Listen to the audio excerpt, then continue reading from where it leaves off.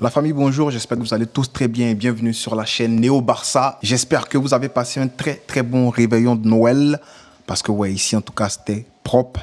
Mais il y a la fête de fin d'année qui arrive, donc j'espère que tout ira bien pour vous, vous allez vous enjailler, vous allez bien d'abord, bien manger, ceux qui veulent boire, buvez, ce qui est sûr, on s'attrape en 2025, sain et sauf, par la grâce de Dieu.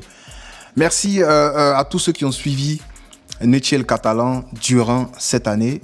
2024, ça n'a pas été une très bonne année en termes de chiffres et tout, pour les raisons que vous savez déjà, mais on continue, on s'accroche, on lâche pas. Alors, merci aussi à ceux qui ont suivi le Barça parce que c'est très compliqué. Hein. On commence l'année du côté du Barça de façon compliquée parce que voilà, c'était Xavi qui était là, il y avait une mésentente entre Xavi et Laporta. C'était compliqué, très compliqué pour les fans du Barça depuis très longtemps, mais on va dire que c'est compliqué. Mais on termine l'année avec une mauvaise nouvelle. Bon, possiblement qui devient une bonne nouvelle. Mais quand même, j'ai envie de dire que c'est une très mauvaise nouvelle. Alors, vous savez, vous êtes aussi bien renseigné que moi que Dani Olmo et Pau Vitor, c'est très compliqué de rassurer les deux gamins qu'ils joueront à partir de janvier. On les a signés récemment, on les a inscrits grâce à quelques blessures, notamment celle de Christensen, mais ils ne sont pas rassurés de jouer à partir de janvier, ce qui devrait mener au départ de Dani Olmo, un gars qui est venu il y a 6 mois. Ben, s'il n'est pas en mesure, dans son contrat c'est écrit, s'il n'est pas en mesure de jouer, d'être inscrit en 2025, ben, il peut prendre la porte et partir gratuitement. Une signature de 60 millions d'euros. Bon, je suis sûr et certain que ça n'arrivera pas parce qu'il y a une solution qui est déjà là, on en parlera tout à l'heure.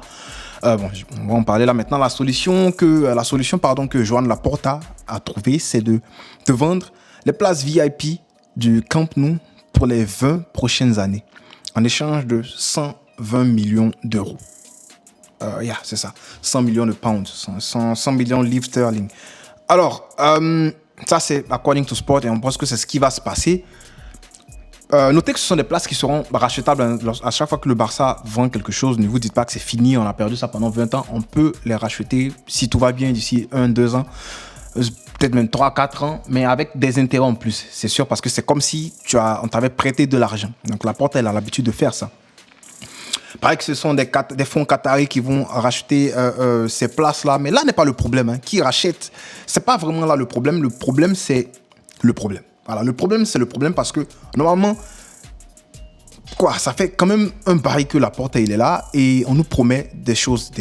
J'en ai parlé la saison dernière, quand Xavi il est parti, mais tout laisse à croire qu'il y a encore des problèmes au Barça et on va encore venir et dire Bartomeu le problème, on va encore venir dire la direction d'avant Bartomeu, on va encore venir et dire voilà, j'ai l'impression que voilà, vous comprenez déjà le CD, le disque il est rayé, vous comprenez déjà la musique, on sait ce qui se passe et il faut je l'ai déjà dit là, c'est la dernière fois, il faut dire la vérité, hein.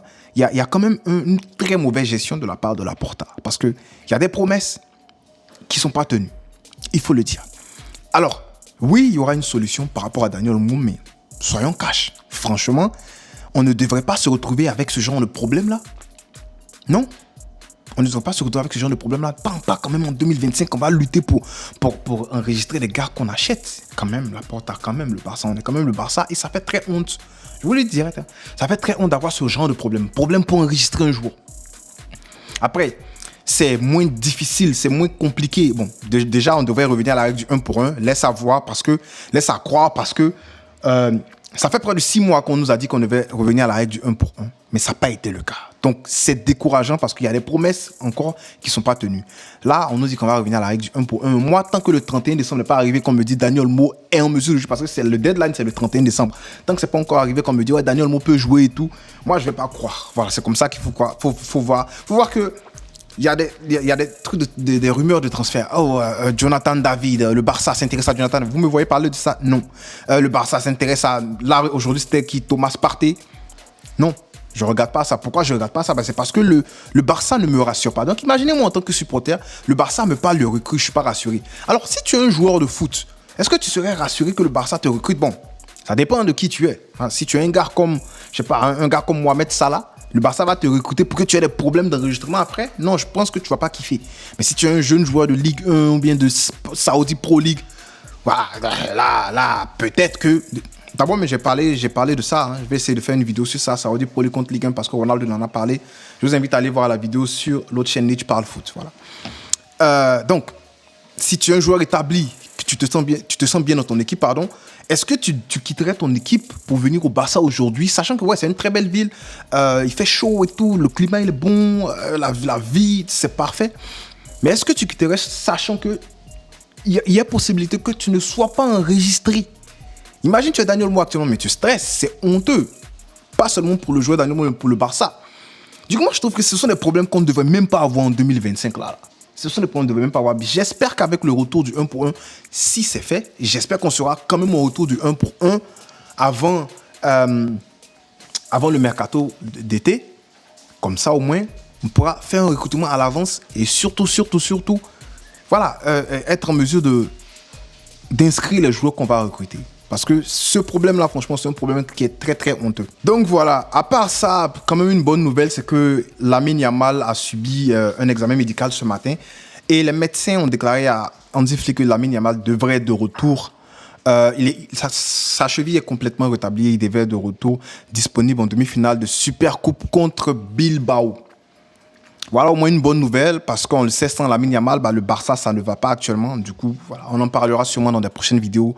Quel serait le recrutement idéal pour la saison prochaine du Barça? Mais je pense que vous avez quand même une idée de ce à quoi je pense. Donc voilà, on va s'arrêter là pour aujourd'hui. À part ça, j'espère que vous allez tous très bien, comme je l'ai dit. J'espère que vous allez très très bien finir votre année.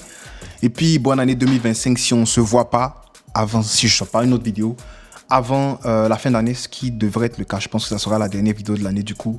Bonne année 2025. Et on s'attrape très très bientôt pour continuer à parler du Barça. Visca, el Barça.